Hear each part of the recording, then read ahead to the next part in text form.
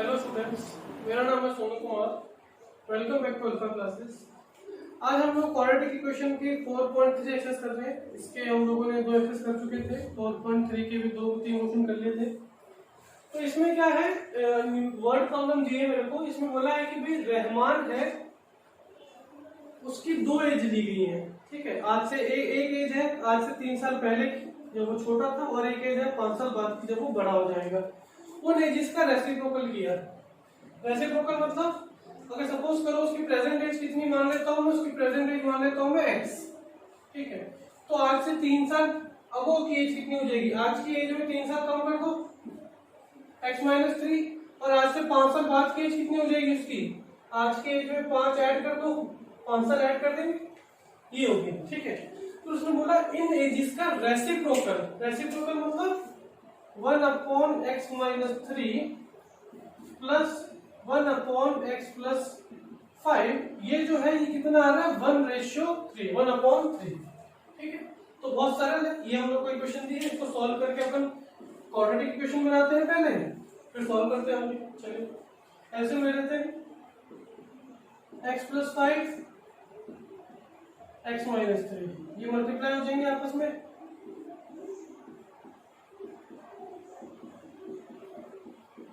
ठीक है,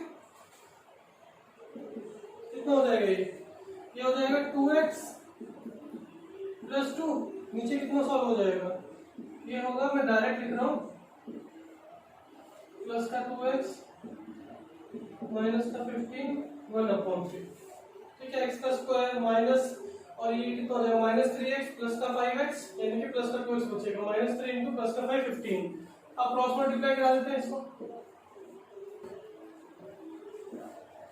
3 × 2x + 2 = x का स्क्वायर प्लस 2x माइनस 15। ठीक है, देखो ये कितना होगा? 6x + 6 x का स्क्वायर प्लस 2x माइनस 15। ठीक है, सॉल्व हुआ। अब सारे की सारी टर्म्स को उस तरह भेजो इक्वल के। कितना हो जाएगा? x का स्क्वायर प्लस 2x माइनस 15, ये तो था ही। अब 6x उधर आएगा, माइनस का 6x, और 6 उधर आएगा। ठीक है, तो और इनके इक्वल टू में क्या बच जाएगा? 0। अब सॉल्व कर देते हैं इसको। x का स्क्वायर प्लस 2x माइनस का 6x कितना आ जाएगा? माइनस का 4x, माइनस माइनस माइनस का 21 = 0। ठीक है,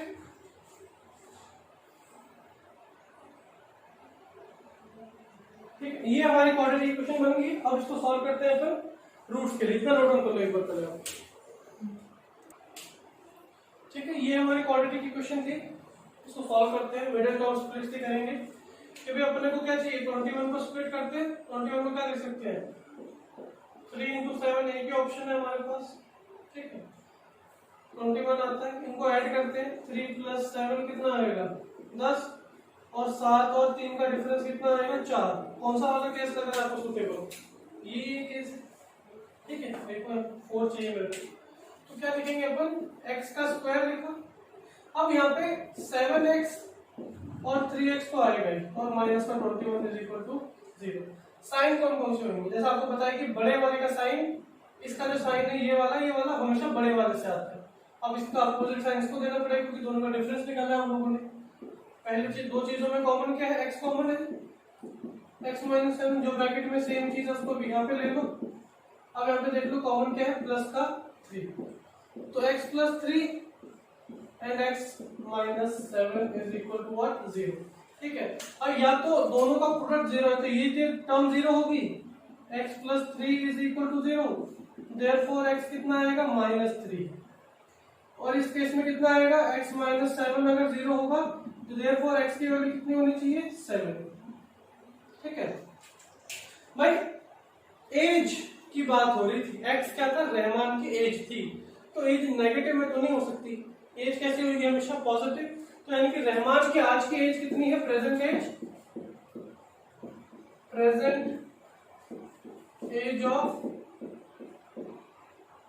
रहमान इज 7 years old। ठीक है, ठीक है, ये था आपका क्वेश्चन नंबर 3। क्वेश्चन की तरफ। इसमें क्या दिया गया है कि भाई शेफाली के जो मार्क्स है मैथ और इंग्लिश के मिला के वो 30 नंबर, ठीक है। चलो तो यहाँ से सॉल्व करना चालू करते हैं। पहले जितना हमें क्वेश्चन समझ में आया उतना करते हैं। कई बार क्या होता है ना, बच्चे कंफ्यूज हो जाते हैं इतना बड़ा क्वेश्चन पढ़ के कि भाई कैसे क्या करेंगे। तो हमेशा एक चीज याद रखो कि जो पहली चीज दी गई है ना, पूरा क्वेश्चन एक साथ पढ़ लो एक बार, फिर जो पार्ट्स दिए गए हैं क्वेश्चन को उनको सॉल्व करने की ट्राई करो, ठीक है। उसने क्या बोला कि भाई एक क्वेश्चन बहुत लंबा था, मैंने छोटा करके लिखा है, sum of Shefali marks in maths and English is 30, ठीक है। तो मैंने क्या बोला, लेट भाई मार्क्स मेरे को नहीं पता मैथ के, मेरे को नहीं पता उसके इंग्लिश के मार्क्स कितने हैं, तो मैंने क्या बोला, लेट मार्क्स इन मैथ्स, उसके मैथ्स के मार्क्स को कितना मान लेता हूं मैं, x मान लेता हूं, ठीक है। मार्क्स इन इंग्लिश भाई वेरिएबल ही मान रहे तो इसको y मान लेते हैं, ठीक है। फिर कंडीशन क्या दी गई है मेरे को, कंडीशन क्या दी गई है कि भाई sum of marks in maths and English is 30, मतलब कुल मिला के बात ये हो जाएगी फिर, ठीक है ना, ये होगी बात। अगर ये 2 वेरिएबल वाली कंडीशंस होती, मतलब अगर ये पेयर ऑफ लीनियर इक्वेशन, जब एग्जाम में क्वेश्चन आएगा तो हम लोग को नहीं पता चलेगा, कई बच्चे नहीं जज कर पाते हैं कि भाई कौन से चैप्टर का क्वेश्चन है, इसको 2 वेरिएबल में रखना है या फिर इसको 1 वेरिएबल में क्वाड्रेटिक इक्वेशन बनानी है, ठीक है। आपने इतना बना लिया, क्लियर। हमें पता है कि भाई अगर मुझे जरूरत पड़ेगी तो मैं y को ये बोल सकता हूँ कि y को कितना लिख सकते हैं, 30 - x लिख सकते हैं, ठीक है ना। तो मैंने बोला कि अगर मुझे जरूरत पड़ेगी तो मैं 30 - x यहाँ पे लिख सकता हूँ हाथों, कोई दिक्कत नहीं है, क्लियर। चलिए आगे बढ़ते हैं। फिर आगे देखा मैंने तो इसने बोला है कि अगर उसके 2 मार्क्स मैथ में ज्यादा आते और 3 मार्क्स मैथ तो इंग्लिश में कम आते तो उनका प्रोडक्ट कितना होता, उनका प्रोडक्ट होता 210, ठीक है। आइए कंडीशन नंबर 2 देखते हैं।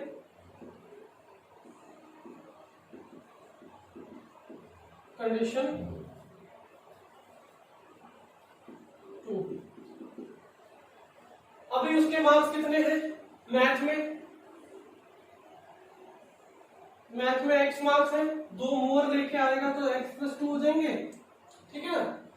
और y यानी कि इंग्लिश में से y - 3 करने पड़ेंगे, 3 मार्क्स कम करने पड़ेंगे, तो देखेंगे कितना आएगा उसका, 210 आएगा। फिर यहां पर आके आपको समझ जाना चाहिए कि ये पेयर ऑफ लीनियर इक्वेशन नहीं है, क्वाड्रेटिक इक्वेशन है। क्यों, क्योंकि देखो जब ये x इस y में मल्टीप्लाई होगा तो क्या बनेगा, xy बनेगा ये, ठीक है। और ऐसा तो पेयर ऑफ लीनियर इक्वेशन हम लोगों ने पढ़ा नहीं है, हमने पढ़ा था x वेरिएबल अलग और y वेरिएबल अलग, उन दोनों को जोड़ने वाले 2 साइन होते थे प्लस या माइनस, ठीक है।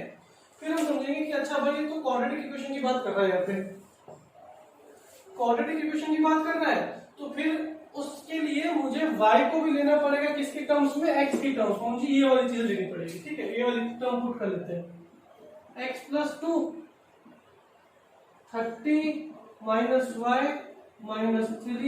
= 210। अब उधर देखते हैं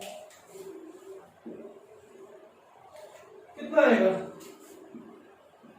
x + 2, 30 में से 3 गए तो 27 - y, 27 - x = what, 210, यही होना चाहिए।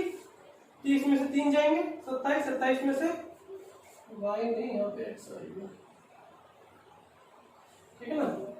अब इसको मल्टीप्लाई करा देते हैं, इसको इससे कराओ, फिर इसको इससे मल्टीप्लाई कराओ, फिर इसको इससे कराओ और इसको इससे कराओ।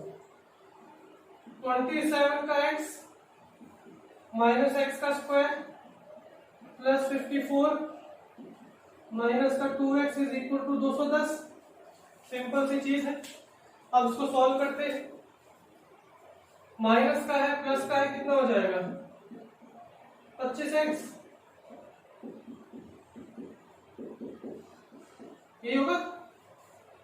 27 में से 2 जाएंगे। अब सारी चीजों को मैं उधर भेज रहा हूँ क्योंकि मैं अपना चाहता हूँ कि मेरा x² का जो कोफिशिएंट है ना ये पॉजिटिव में रहे, तो मैं सबको उस तरफ भेज रहा हूँ। क्या हो जाएगा, x का स्क्वायर माइनस 25x प्लस का 210 था माइनस का 54 इज इक्वल टू 0। ये फिर क्या बचेगा x का स्क्वायर माइनस का 25x और 210 में से 54 घटा दो यानी कि 156 इज इक्वल टू व्हाट 0। सही है, क्वाड्रेटिक इक्वेशन आपकी बिल्कुल सही बनी है यहाँ पे। ठीक है, इसको इतना उतार लो फिर आगे चलते हैं। चलिए आगे बढ़ते हैं। ये हमारी इक्वेशन थी, इसी को सॉल्व करके अपन निकालते हैं roots of the quadratic equation. 156 है अपने पास, तोड़ देते हैं इसको, 2 से कितना जाएगा 78, फिर 2 से 39, फिर 3 से 13। ठीक है, 2 into 2 into 3 into 13 is equal to what 156। ठीक है, अब मुझे सम चाहिए कितना 25 और यहाँ कितना आ रहा है 13 एंड 2 इंटू 2 इंटू 3। क्या बोलेंगे इसको, या तो अपने पास क्या ऑप्शन है 4 इंटू 39 या फिर अपने पास ऑप्शन है 26 और 6 या अपने पास ऑप्शन है 13 और 12। ठीक है, तो हम लोग को क्लियरली दिख रहा है कि भाई इससे ना प्लस माइनस से कुछ बात बनने वाली है ना इससे, पर इससे बात बन सकती है 12 और 13 वाले से। ठीक है, तो x का square minus 12x minus 13x plus 156 is equal to 0। अब यहाँ पे देखो तो ये कितना था माइनस का 25 और ये दोनों संख्या 12 और 13 को जोड़ने पर ही 25 बन सकता है। तो ऑब्वियसली बात है इन दोनों को माइनस का लेना पड़ेगा और माइनस 12 इंटू माइनस 13 कितना होगा प्लस का 156। तो बेहतरीन चीज है हमारी एक जगह, कोई दिक्कत ही नहीं है। कॉमन क्या आ रहा है यहाँ पे कॉमन आया x, सेम की सेम चीज ब्रैकेट में मैंने यहाँ पे डाली, यहाँ पे कितना कॉमन है यहाँ पे है माइनस 13 कॉमन है ना। अब देख लो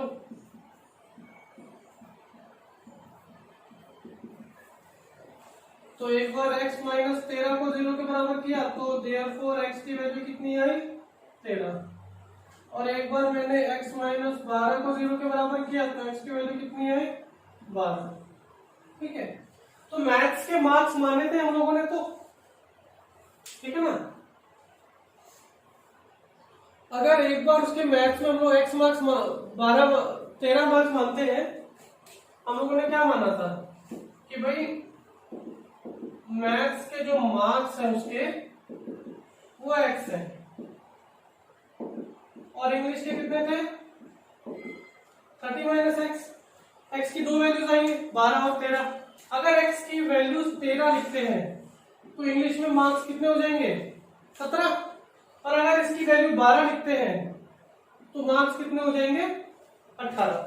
तो इंग्लिश के भी 2 मार्क्स आएंगे depending on the value of the mathematics marks यानी x। ठीक है, तो ये था आपका क्वेश्चन नंबर 4। चलिए आगे बढ़ते हैं नेक्स्ट क्वेश्चन की तरफ। इसमें क्या दिया गया हमारा कि भाई एक रेक्टेंगुलर फील्ड है, रेक्टेंगुलर फील्ड है ये मेरा। ठीक है, रेक्टेंगुलर लग रहा है।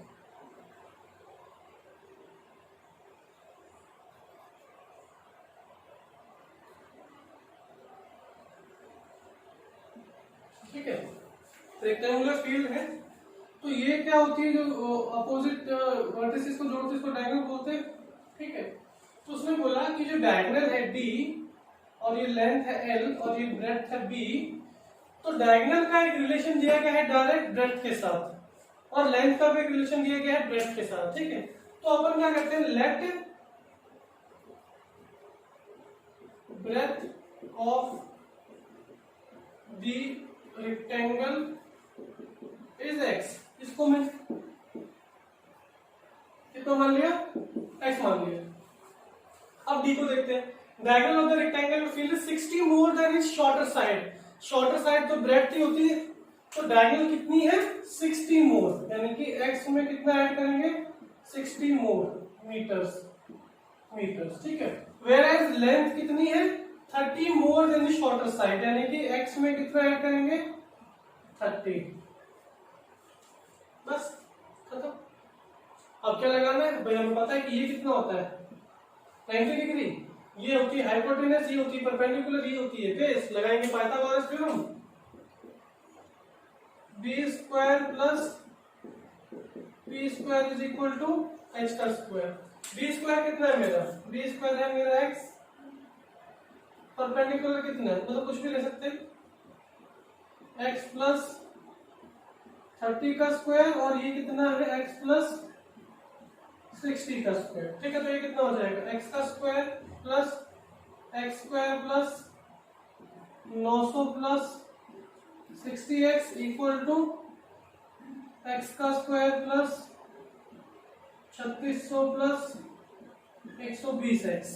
क्लियर, ये सब होगा। इसमें एक एक्स स्क्वायर से काट देते हैं,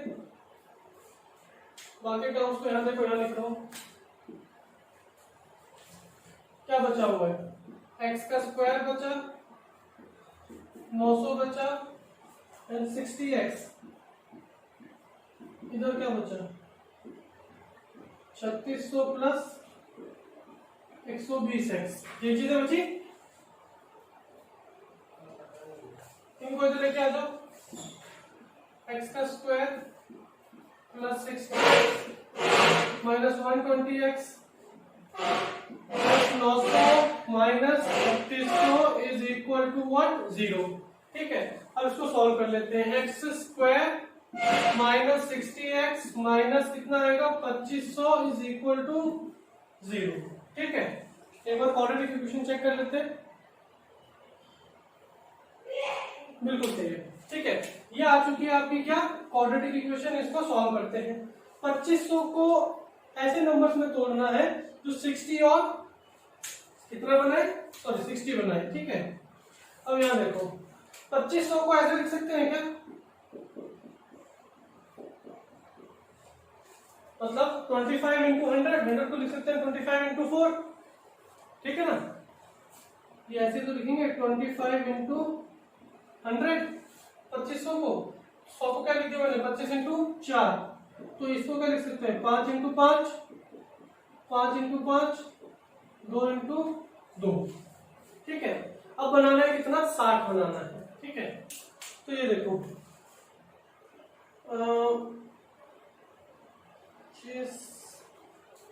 25 2 50 50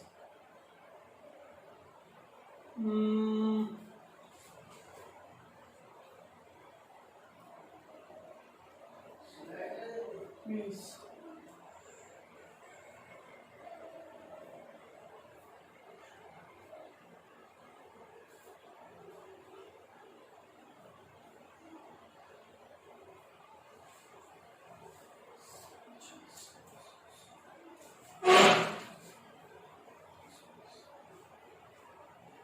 2500 नहीं, यहाँ पे कितना आएगा 2700। ठीक है,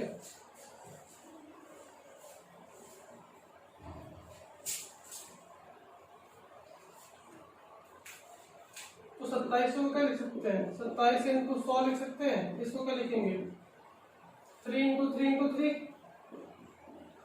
इसको क्या लिखेंगे 5 इंटू 5 इंटू 2 इंटू 2। ठीक है, अब यहां देखो इसमें अपने को क्या चाहिए, इसको ले लो 10